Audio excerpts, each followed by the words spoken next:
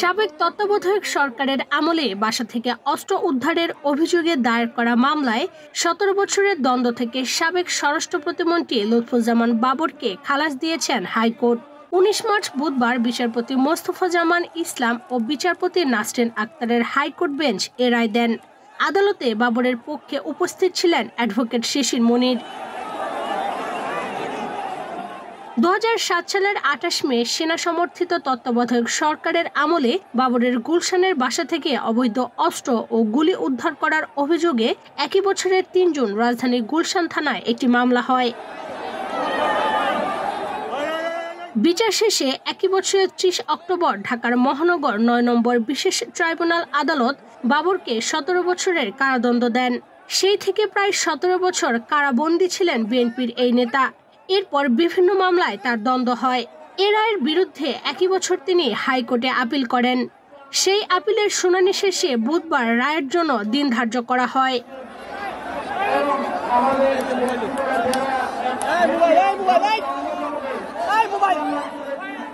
এদিকে ছাত্র জনতার অভ্যুত্থানে রাজনৈতিক পট পরিবর্তনের পর সকল মামলা থেকে খালাস ও জামিনের পর এবছরের ১৬ জানুয়ারি ঢাকা কেন্দ্রীয় কারাগার থেকে মুক্ত হন তিনি। কারাগার থেকে খালাস পাওয়ার পর নেতাকর্মীরা তাকে ফুলের মালা দিয়ে বরণ করে নেন। এ সময় বাবরকে বহনকারী গাড়িটি ঘিরে ধরেন হাজার হাজার নেতাকর্মী।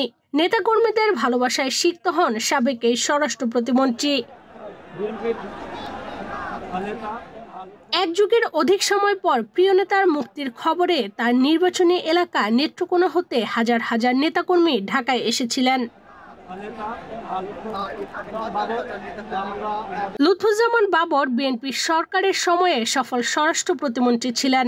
ওই সময় তিনি নির্বাচনী এলাকা ছাড়াও নিজ জেলায় বহু মানুষকে চাকরি সহ বিভিন্নভাবে সহযোগিতা করেছেন। ২০০৭ সালের ২৮ মে আটক হওয়ার পর বিভিন্ন মামলায় দ্বন্দ্ব হয় তার। এর মধ্যে দুটি মামলায় তার মৃত্যুদণ্ডাদেশ এবং একটিতে যাবজ্জীবন কারাদণ্ড দেওয়া হয়। তবে গত বছরের ৫ অগস্ট ছাত্র জনতার অভ্যুত্থানে আওয়ামী লীগ সরকার পতনের পর এসব মামলা আপিল শুনানি শেষে একে একে খালাস পান বাবর। এর মধ্যে গত ২৩ অক্টোবর দুর্নীতির মামলায় ৮ বছরের সাজা থেকে এবং ১ অক্টোবর ২১ অগস্ট গ্রেনেড হামলা মামলা থেকে খালাস পান তিনি। ২১ অগস্টের মামলায়ও বাবরকে মৃত্যুদণ্ড দিয়েছিলেন বিচারক আদালত।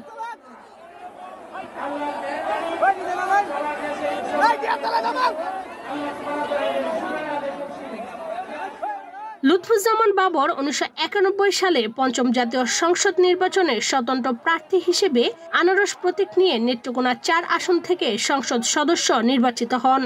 এরপর ১৯৯৬ সালের ষষ্ঠ ও ২০০১ সালের অষ্টম জাতীয় সংসদ নির্বাচনে বাংলাদেশ জাতীয়তাবাদী দলের প্রার্থী হিসেবে নেত্রকোনা ৪ আসন থেকে সংসদ সদস্য নির্বাচিত হন।